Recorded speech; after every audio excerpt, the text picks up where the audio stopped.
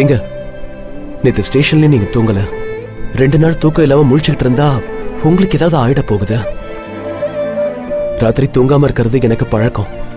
நீங்க வேணா வீட்டுக்கு போங்க, நான் இங்க இருக்கேன். இல்லங்க, இருக்கட்டும், நானே பாத்துக்கிறேன். ஆமாமா, நானே சொல்லணும்னு இருந்தேன்.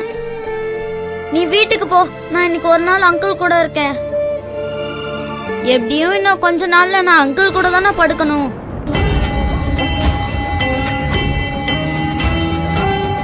அதுக்கு இன்னைக்கே ஒரு ட்ரையல் பாத்துக்கிறேன். நீ போமா, அங்கிள் என்ன நல்லா பாத்துப்பாரு.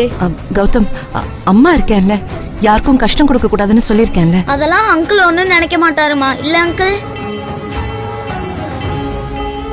எனக்கு எந்த கஷ்டமும் இல்ல, நான் பாத்துக்கிறேன்.